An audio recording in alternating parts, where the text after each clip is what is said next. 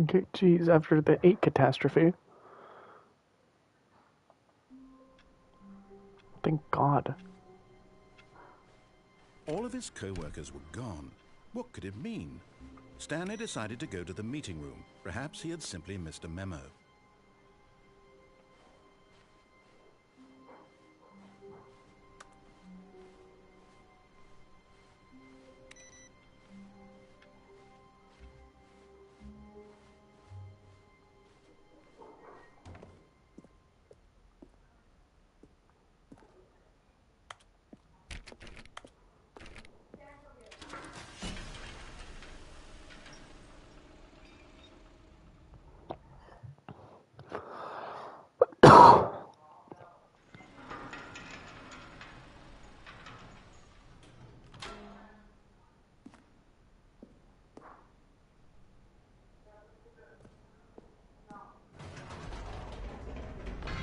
You see, Stanley, I've been reflecting on...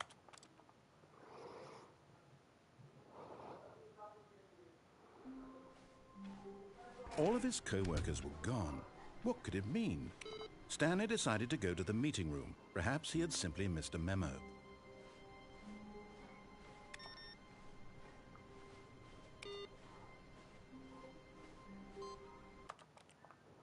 That's one.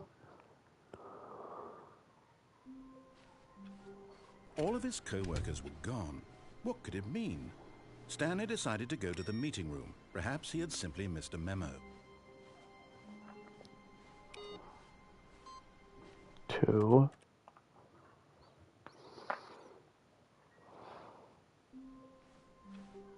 All of his co-workers were gone.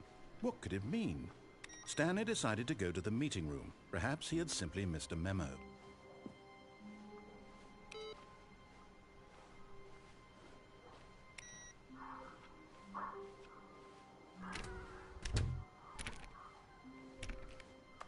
'When Stanley came to a set of 2 open doors, he entered the door on his left.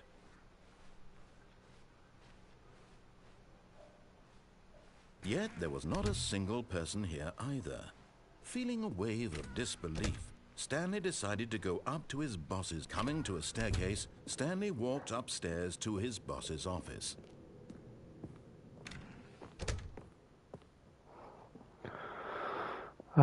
This will be the 3rd time.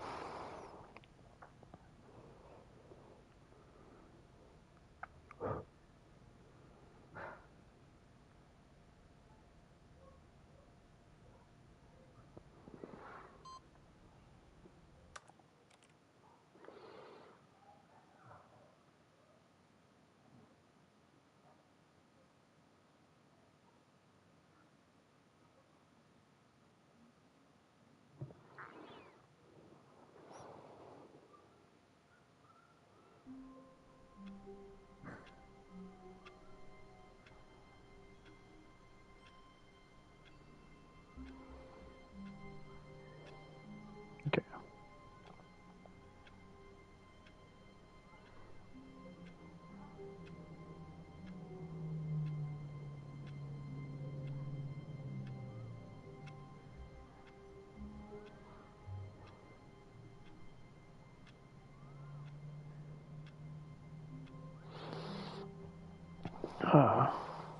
Stanley decided to go to the meeting room to check on his co-workers. He never functioned.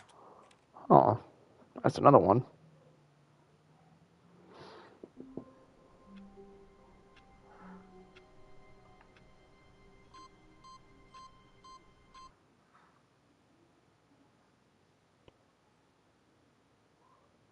What?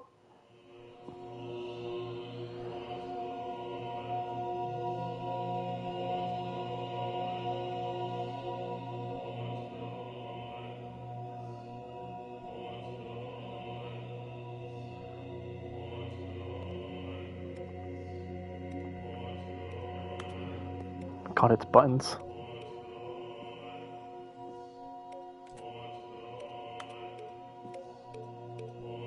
Just the buttons. Oh, that's fine.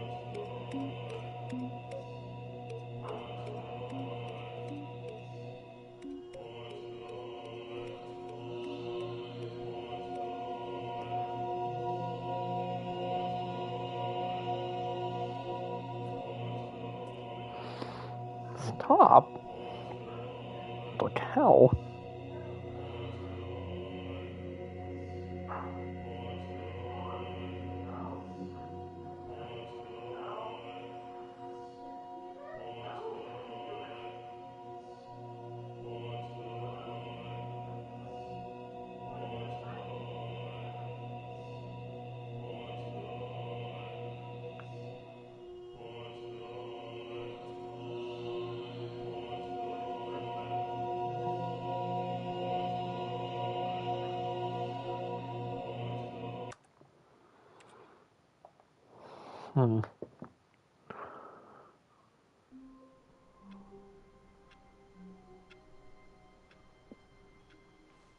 How long was I sitting there? Stanley wondered to himself. Minutes? Days? Centuries? Did something crucial happen while my senses were turned? He made a note to be more careful with time from now on. It's bucket time.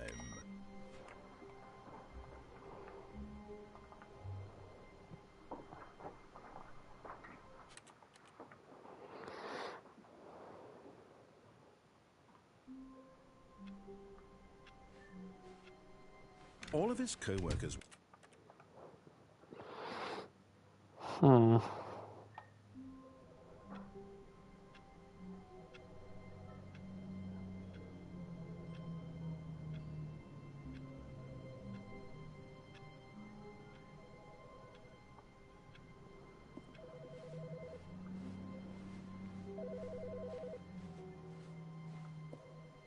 It's bucket time.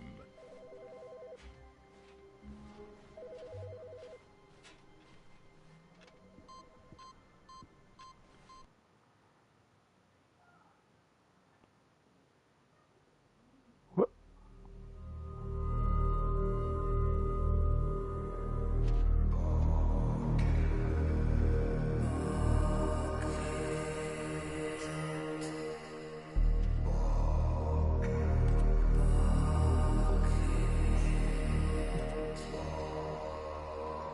What in the hell? What?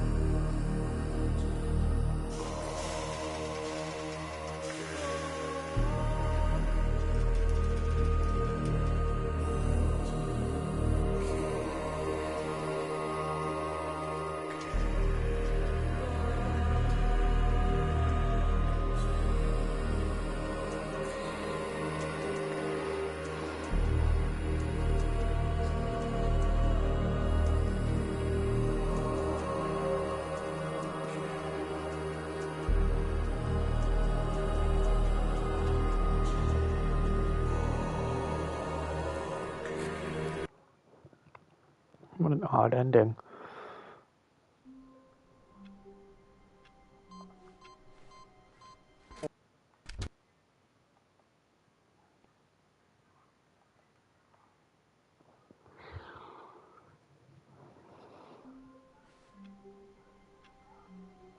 What? All of his co-workers were gone. What could it mean? Stanley decided to go to the meeting room. Perhaps he had simply missed a memo. It's bucket time.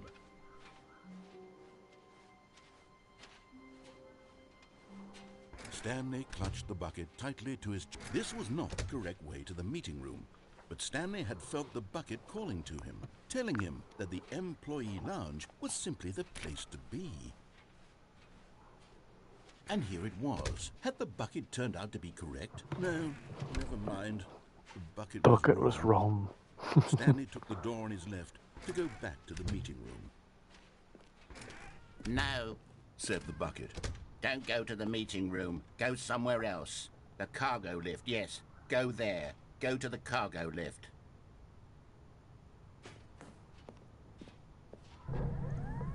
Good, said the bucket. Now ride the lift all the way to the top. There's something up there I need you to do. Stanley did not question why or how this How the bucket bucket was speaking to him. It should have alarmed him, of course, because buckets can't talk. But Stanley chose not to think about this obvious fact. He was firmly convinced that the bucket had spoken to him, and he unthinkingly did whatever the bucket asked. In here, said the bucket. Go into this dark room over here. Stanley once again obeyed blindly.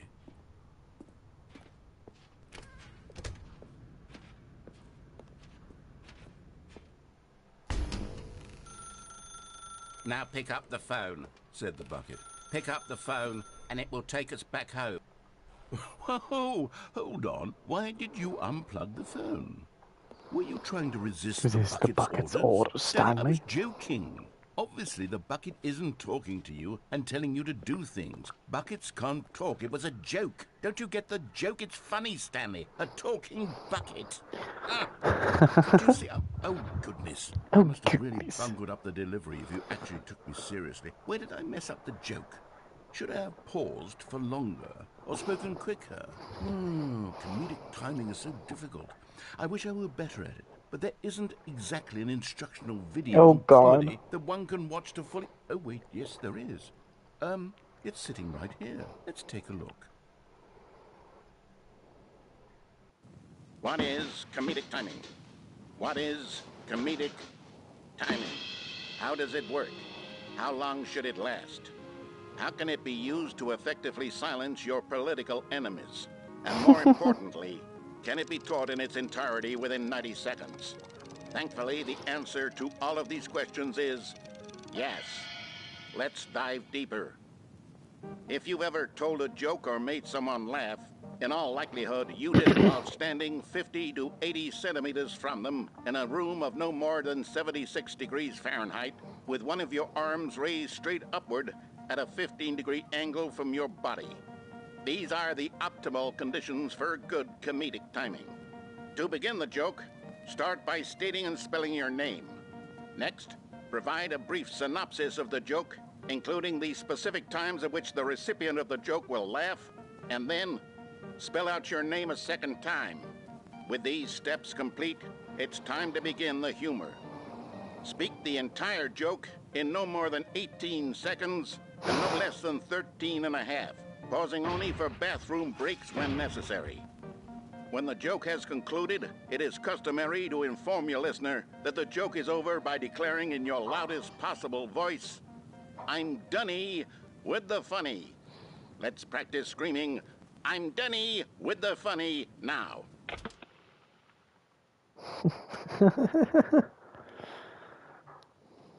Good. This saying is a perfect example of expectations management, which is the cornerstone of good comedy. Finally, it's time to hand out surveys. Collecting hard data from your audience on how rapt they were throughout the joke is the only way to grow or learn as a comedian. An effective survey should be no less than 10 pages long and should include the same question reprinted several times, just to ensure the survey taker is actually paying attention and not simply filling in answers at random. And that's all there is. With these strategies at your disposal, you'll have audiences doubled over in laughter and even tripled over in laughter in no time at all. Just remember to let them stop laughing at some point, you gut-busting little scamp. After all, we're each of us needed on the front lines of the war to fight the 12-legged invader who threaten our very existence and who very likely die in a hailstorm of bullets and mandibles. All of us must be prepared to give our lives to this noble cause, just as our children must do after us, and their children after them. Godspeed, and may Earth reign supreme. Hey, goodness, this video is a little outdated, isn't it? Well, no matter. I think the fundamentals of proper comedic timing are still as relevant today as they were back then. So with that in mind, I believe the only way forward is for us to return to the two doors and walk through all of this again, so I can try telling my story with more appropriate comedic delivery. Come along, let's head back.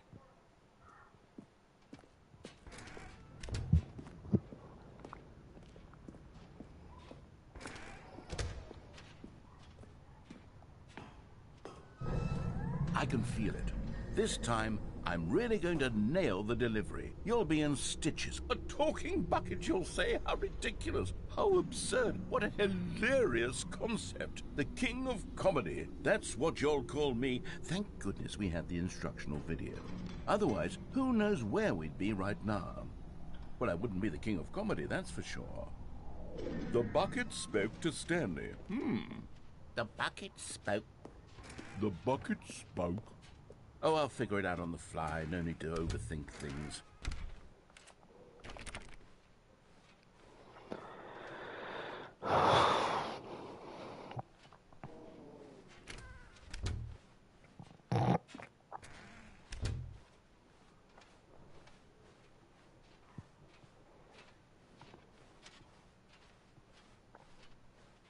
Here we go. You ready? When Stanley and the bucket came to a set of two open doors, they entered the door on the left.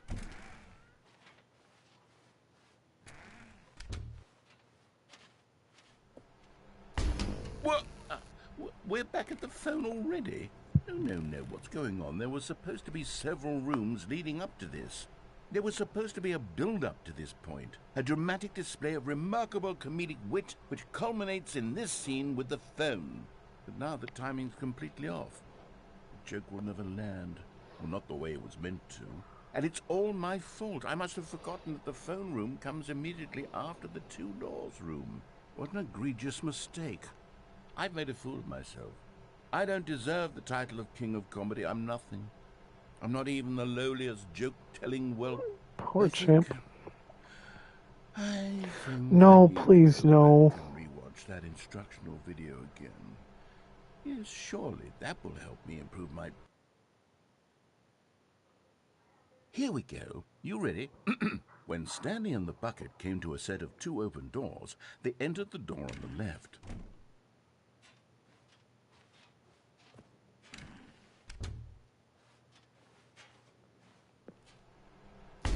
What? We're back at the phone already? No. Here we go. You ready? When Stanley and the bucket came to a set of two open doors, they entered the door on the left.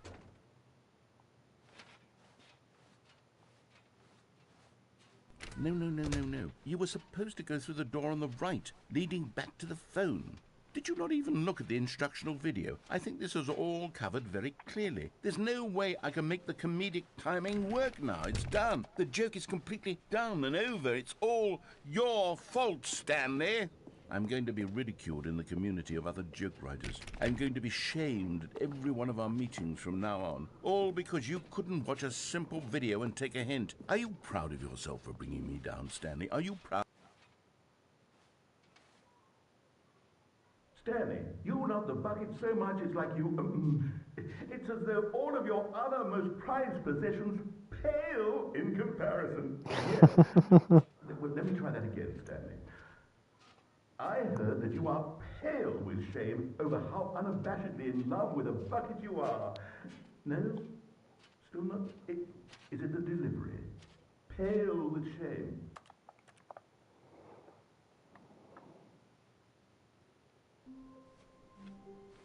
All of his co-workers were gone. What could it mean? Stanley decided to go to the meeting room. It's bucket time.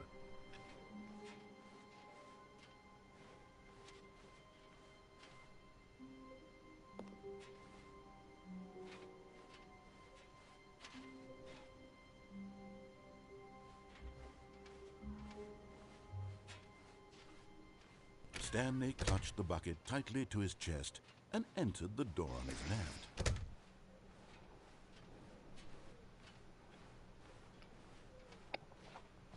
Still no one was here.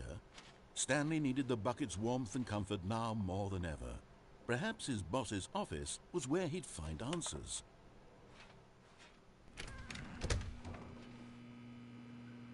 All right, I've got a second sticker back here, and I'm going to slap it on as well because I think it's appropriate. You see? I feel it works because the sticker is also a bucket. That way, if you're ever unsure whether the thing you're holding is a bucket or not, you can look down at this sticker and say to yourself, "Ah, it's a bucket." There really is a wide variety of applications for this sticker.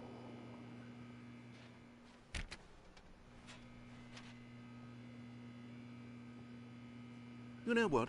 I could take the name-calling and the dismissal of your kinship with the bucket, but now the broom closet is just giving us the silent treatment. And to be honest, I'm sick of the pettiness on display. You can stay here all you like, but I've had it with this impetulant room of cleaning supplies. Easily the most childish such room I've ever been in. I'll see you outside, and we can get on with the story about you and your bucket.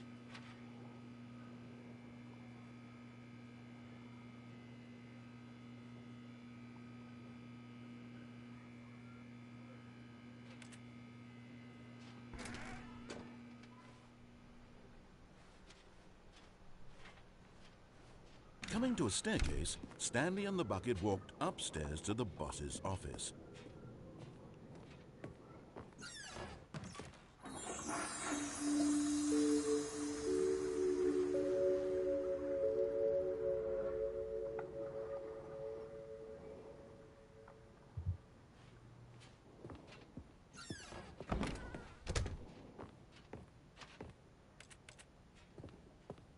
Stepping into his manager's office, Stanley was once again stunned to discover not an indication of any human life. What if I just, like... Crushed by the weight of this revelation, Stanley may have broken down into an emotional dumpster fire, if not for the soothing presence of the bucket. Even now, in his darkest of hours, did the bucket's warmth and guiding light pierce the dark clouds of confusion and chaos. It would be with him, always. The bucket would. And he knew it. The two of them were inseparable. At this point, Stanley was so absorbed in the tender spiritual connection he shared with the bucket that he didn't notice the keypad behind the boss's desk. Nor in his bliss of simply being near the bucket did he have any notion that the PIN number for the keypad was 2845.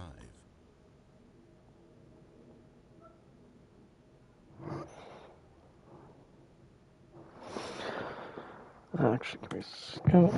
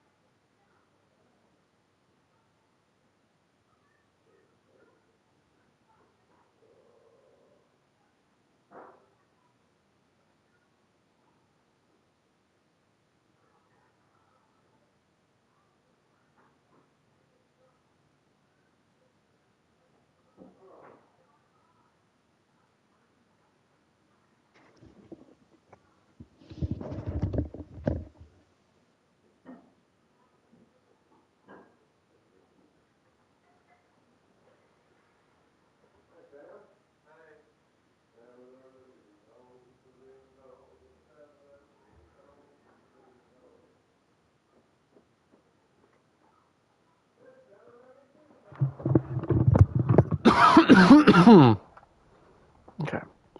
Stanley just sat around twiddling his thumbs. Trying to input anything on the device was useless, since he could never possibly know that the combination was 2845.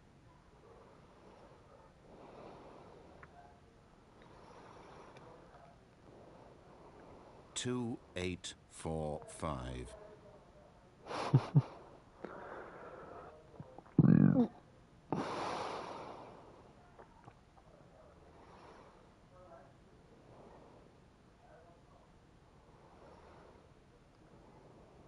Forgot, but it turns out that the panel's emergency override kicked in, and the door just opened all by itself, and Stanley got the hell along with the story. Well, whoop-de-doo.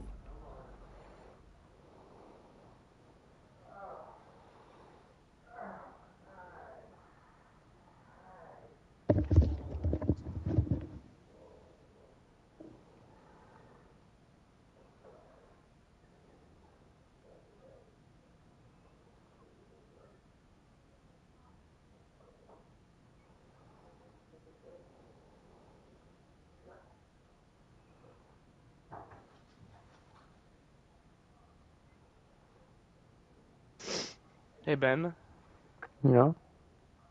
small question. What did you kill today? What did I kill? Gladius, maybe? Oh, the picture I sent? Yeah. Okay, that was solo Tricephalus Okay. with lightning. Yeah, Gladius. Okay. Tricephalus. His name is Gladius, isn't it? The dog? Yeah. Gladius the Tricephalus? Tricephalus? Tricephalus is his species. Gladius Tricephalus? Isn't Gladius the The centaur? elevator raced downward, Okay, no. I plummeting know. Okay. towards an unknown Okay, fate. Tricephalus is Gladius. It would be Gaping all Jaw Stanley is could do to Adele. keep I don't himself care what they. Second I don't care what they call. I called Estelle Estelle, not natural born of the void. Okay, Dark Drift is Fulgor. The bucket is here for you, Stanley. Everything. The Equip is will be Libra. fine. Fisher's Caligo. Night Aspect Wait, is Stanley Night said to the Aspect. bucket. Can we go back up? When I was pressing those keypad buttons, there was something But very yeah, intriguing I'm about pretty the sure number it's 3. I want to Gladius go back so I for can try Tricephalus. pressing the number 3 again. Yes, Bucket 3 said Kate, nothing. he's Tricephalus. Wait, what? No, sorry. The narrator Yes, just said I should. Tricephalus. The narrator said I should press the number 3 on the keypad. Have you I don't unlocked the? think I can. Have you unlocked the bucket yet? No. Here we are, said Stanley. Now I'm going to try out that number 3 button. He took the bucket over to the There's not, keypad she's lying to and you. began absolutely slamming on the number 3 over and over and over. Well, he said, the number 3 is such a special button. I'm having the time of my life. Stanley looked expectantly at the bucket, but the bucket remained silent. This was a shock to Stanley, who had always felt such a connection with the bucket. How was this not as exciting to the bucket as it was to him? Once Stanley had had That is enough beautiful. of the number 3, Crater he got shifting back Earth in the on elevator. the hard mode. Beautiful.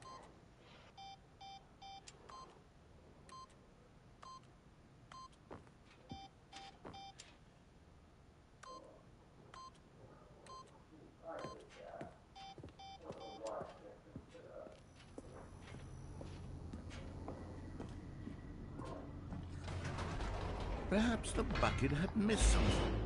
Perhaps it had not seen how much joy Stanley got from slamming the number 3 repeatedly.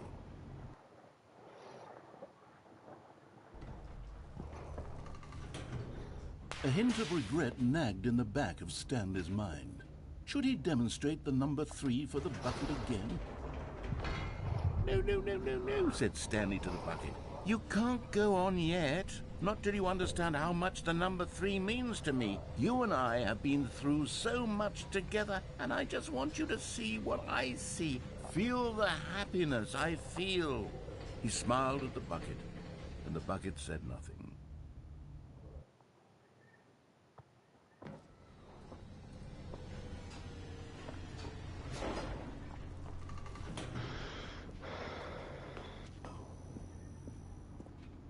"Here we go," said Stanley.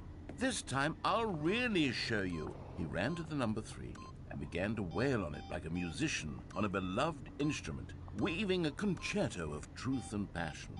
He wielded the number 3 like a fine artist would wield a paintbrush. He told stories through the number 3, stories of his dreams and hopes and fears. And the whole time, he looked to his bucket for a reaction of some kind.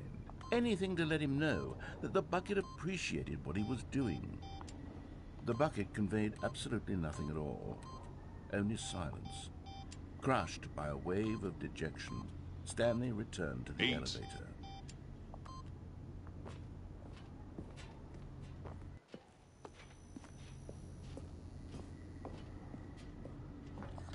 Stanley and the bucket were so close. They'd always been there for one another. Why suddenly could the bucket not connect with this passion of Stanley's?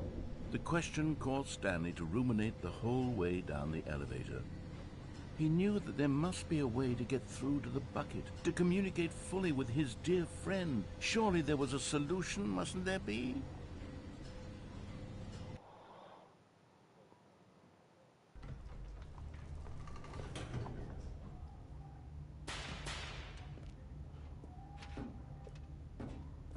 Stanley and the bucket walked straight ahead through the large door that read, "Mind Control Facility."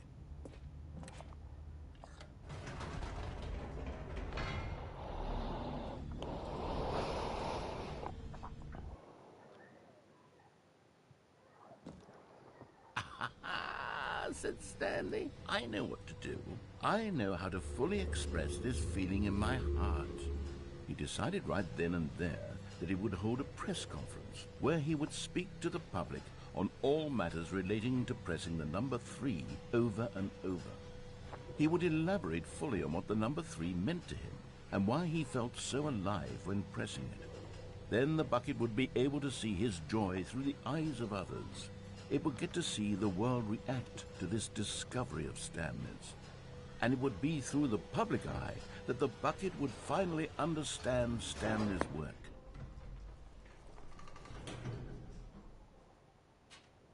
For months, he advertised and marketed his press conference, building excitement around it, developing and rehearsing it, until it couldn't be refined a single measure further. When the big day arrived, Stanley was as prepared as he'd ever been for anything in his life.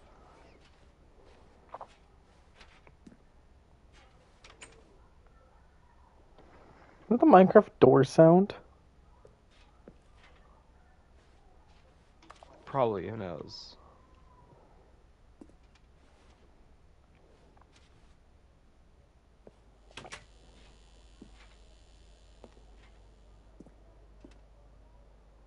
This was it. One last chance to win the bucket over. One opportunity to share a true connection with a loved one.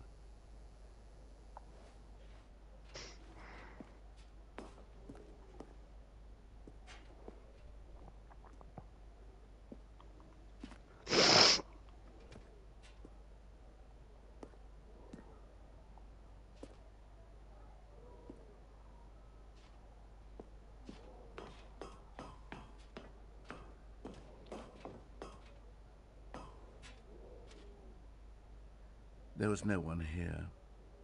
Nobody had come to the press conference to hear Stanley speak, to listen to him talk about what it really means to press the number 3 on a keypad over and over. He was unloved, uninteresting, he was a failure, and in that moment Stanley knew that the bucket would never again take him seriously. There would be no connection, no deeper understanding. The bucket merely sat there in his arms, indifferent. And so it began that slowly, over many years, the two of them grew more and more distant. They spoke less and less, neither wishing to state the obvious, that any sense of real respect between them had eroded since that day at the press conference. There would be no more games, no more long conversations about passion and pursuit.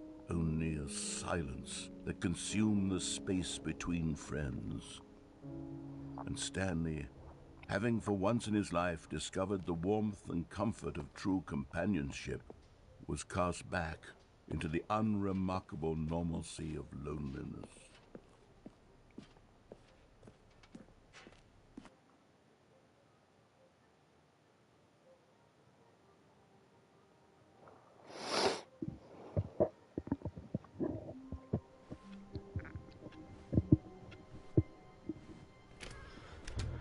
It's bucket time. Stanley clutched the bucket tightly to his chest and entered the door on his left.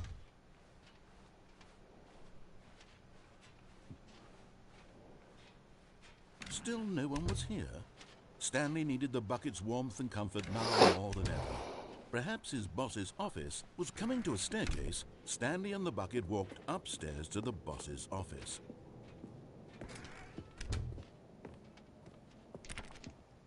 Stepping into his manager's office, Stanley was once again stunned to discover not an indication of any human life.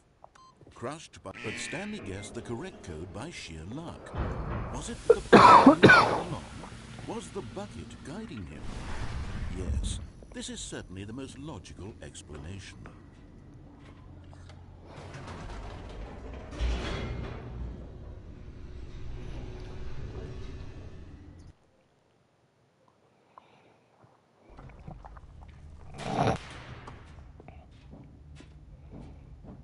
Stanley and the bucket walked straight ahead through the large door that read, Mind Control Facility.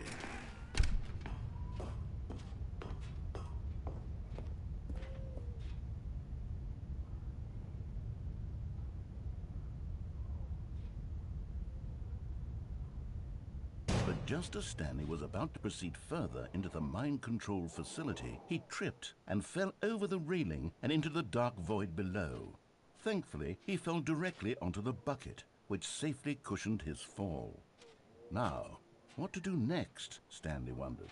Stanley and the bucket could find no way out of this enormous pit, and so eventually they decided that the best thing to do would be to simply get comfortable down here.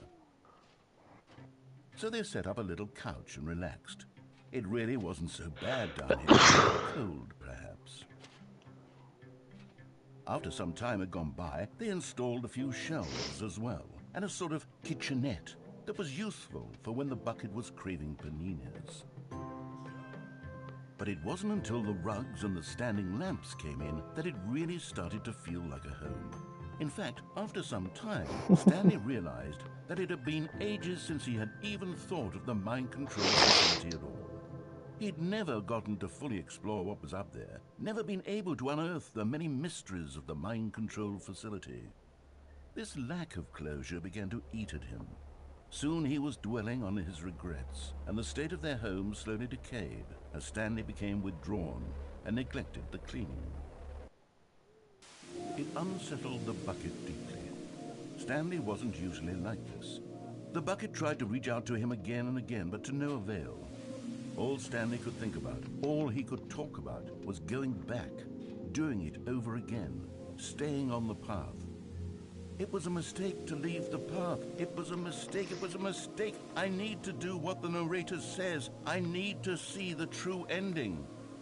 This made no sense at all to the bucket, which was simply trying to live its life down here as comfortably as possible. Yet Stanley was inconsolable. This isn't an ending. This is just a hole in the ground. The bucket sighed. True, it wasn't an ending. But it's where we happen to be. And maybe, possibly, if we accept the reality of things, maybe this will become an ending eventually. It's what the bucket was counting on. The two of them waited for a very long time.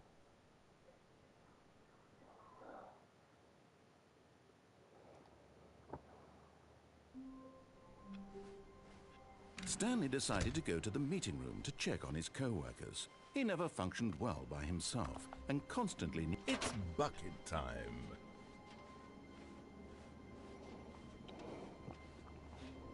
Stanley clutched the bucket tightly to his... This was not the correct way to the meeting room, but Stanley had felt the bucket calling to him, telling him that the employee lounge was simply the place to be. And here it was. Had the bucket turned out to be correct? Well, no. Never mind. The bucket was wrong.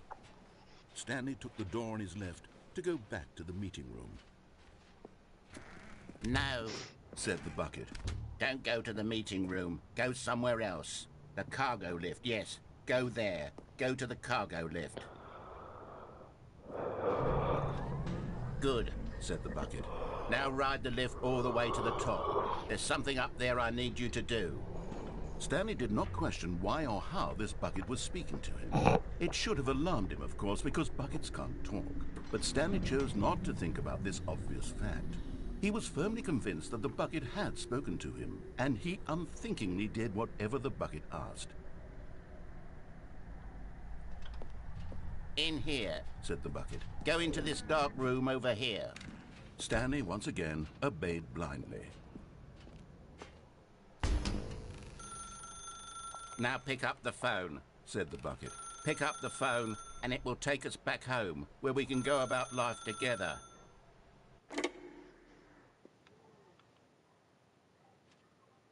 This is the sad story of a man named Stanley and his bucket. Once upon a time, I gave Stanley a bucket because I thought he was lonely and could use a friend. And then, very distressingly, he began to believe the bucket could speak to him.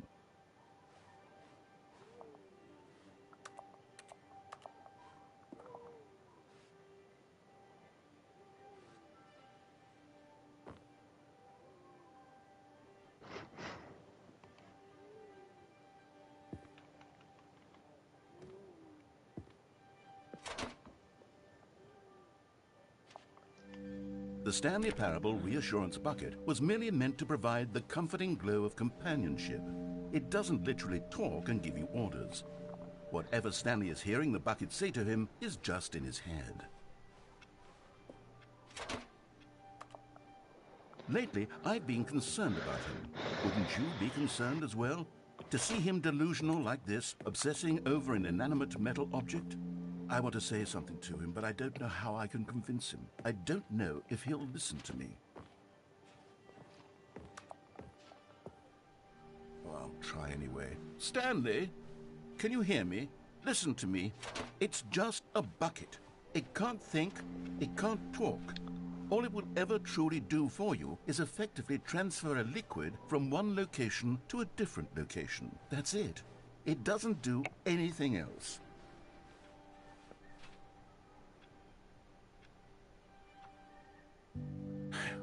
You see, he's not listening. He's still taking orders from the bucket. You know, once upon a time it was me he took orders from, me he trusted and listened to. Now all he cares about is his awful bucket, this stupid hunk of metal. It's sad, but I suppose he doesn't need me anymore. From now on, he's just going to cling to this bucket, this cold, empty bucket, this sort of shiny bucket. Well, I'll give it this. The bucket does have a nice shine to it.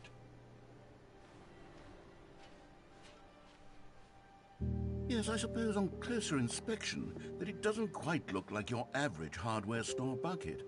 It's just a little more, what am I trying to say? Sturdier, more capable of transporting liquid. Like it would be better at moving an amount of water from one room to another.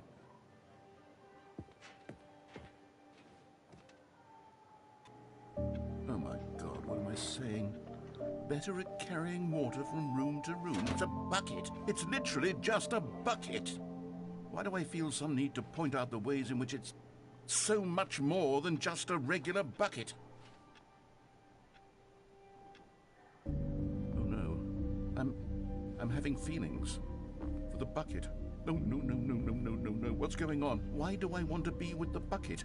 Hear what the bucket has to say. Do anything it asks. What's wrong with me? I don't understand. Perhaps if I had the bucket, this would be less confusing. Yes, the bucket could tell me what to do in this troublesome situation.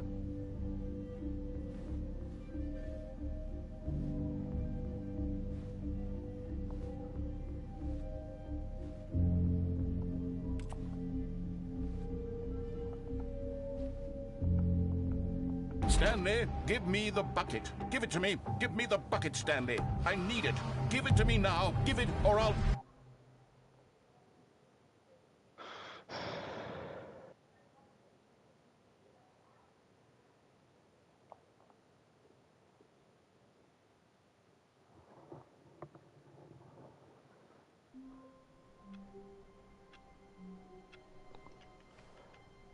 All of his co-workers were gone. What could it mean? It's bucket time.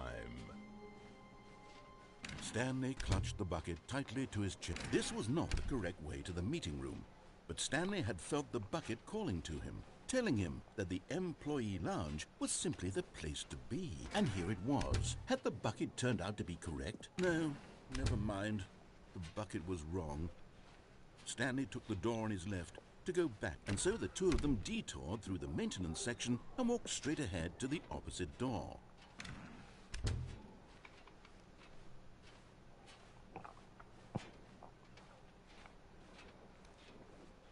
Still no one was here. Stanley needed the bucket's warmth and comfort now more than ever. Perhaps his boss's office was with Stanley. We must move on from this broom closet, simply because I have no remaining stickers. If I did, you can guarantee we'd be in here for hours. But alas, no stickers.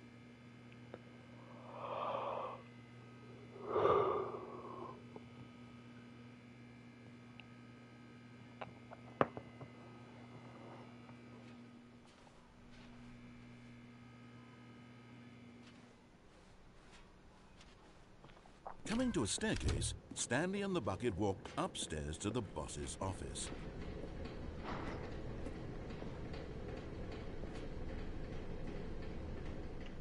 But Stanley just couldn't do it. He considered the possibility of facing his boss, admitting he had left his post during work hours. He might be fired for that. And in such a competitive economy, why had he taken that risk? All because he believed everyone had vanished? His boss would think he was crazy. And then something occurred to Stanley. Maybe, he thought to himself, maybe I am crazy. He looked down at the bucket in his arms. Am I crazy? He asked the bucket. The bucket returned his...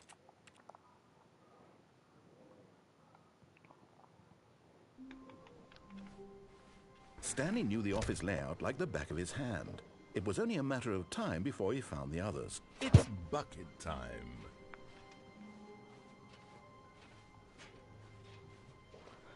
Stanley clutched the bucket tightly to his... This was not the correct way to the meeting room, but Stanley had felt the bucket calling to him, telling him that the employee lounge was simply the place to be. And here it was. Had the bucket turned out to be correct? No, never mind. The bucket was wrong. Stanley took the door on his left to go back, and so the two of them detoured through the maintenance section and walked straight ahead to the opposite door. Still no one was here. Stanley needed the bucket's warmth and comfort now more than ever. Stanley, we must move on from this broom closet, simply because I have no remaining stickers. If I did, coming to a staircase, Stanley and the bucket walked upstairs to the boss's office.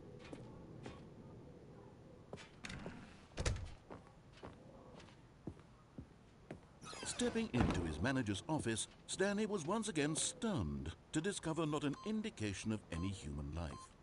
Crushed by the... But Stanley guessed the correct code by sheer luck.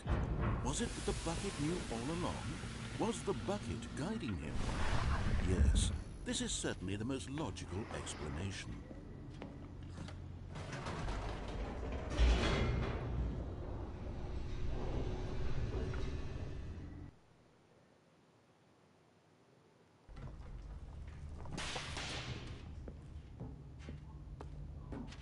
Stanley and the bucket walked straight ahead through the large door that read, Mind Control Facility. Although this passageway had the word escape written on it, the truth was that at the end of this hall, Stanley and the bucket would both meet a violent death.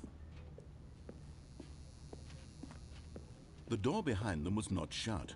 Stanley and the bucket still had every opportunity to turn around and get back on track. At this point, Stanley and the bucket were knowingly walking forward into a very painful death for each of them.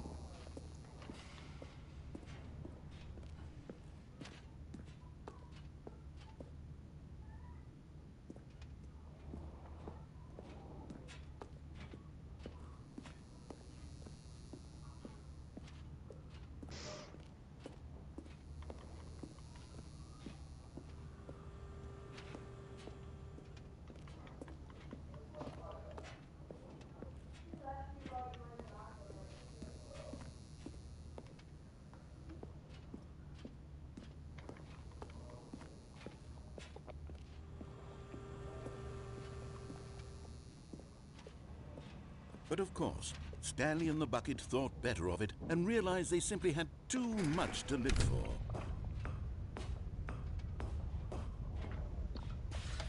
The lights rose on an enormous room packed with television screens. What horrible secret did this place hold? Stanley and the bucket both wondered to themselves. The monitors jumped to life, and Stanley nearly dropped the bucket in shock.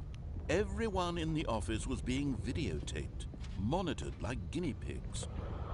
The bucket had never seen anything like this, and it very nearly burst into tears as Stanley cradled it gently, reassuring it that everything would be fine.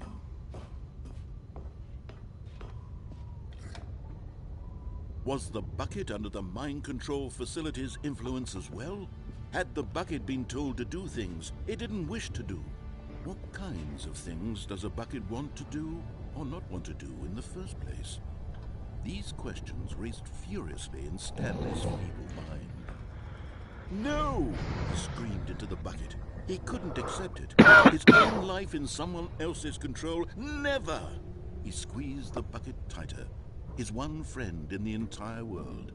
At this point, he could trust no one except for the bucket. But here was the proof. The heart of the operation. Controls labeled with emotions, happy or sad or content. Walking, eating, working, all of it monitored and commanded from this very place. And as the cold reality of his past began to sink in, Stanley decided that this machinery would never again exert its terrible power over another human life. For he and the bucket would dismantle the controls for good. Two best friends, Stanley and the bucket, up against the world. They high-fived in a really cool way, and the bucket made a sassy comment about taking down the system.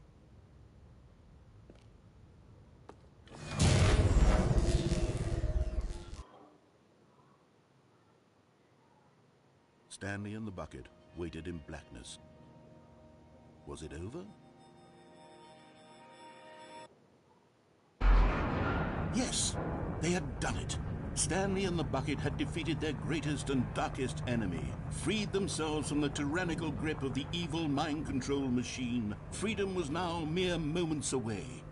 Excitedly, the two of them began to discuss the kind of life they wanted to live once they stepped through this massive door. The bucket wanted to learn to roller skate.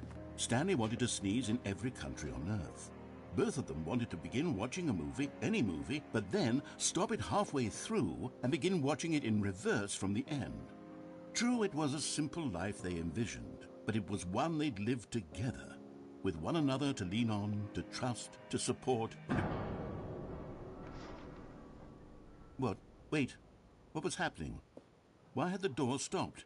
Was Stanley and the bucket not about to be freed? An unbearable silence filled the room, lingering in uncertainty, until finally the truth hit Stanley square in the face. This building did not want the bucket to leave. Even the facility itself recognized the incredible calming presence of the bucket, needed the soothing warmth of the bucket, would go to any lengths not to part with the bucket. No, no, no. Stanley can't leave this place, not while he has such a precious bucket in his arms. Not while this building has anything to say about it.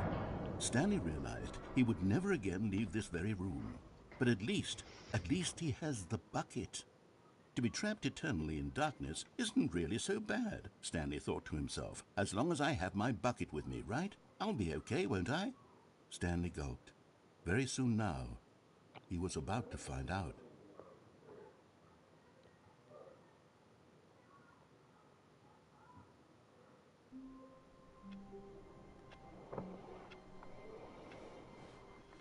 All of his co-workers were... Wait, no. This isn't the right office, is it? Is this Stanley's office?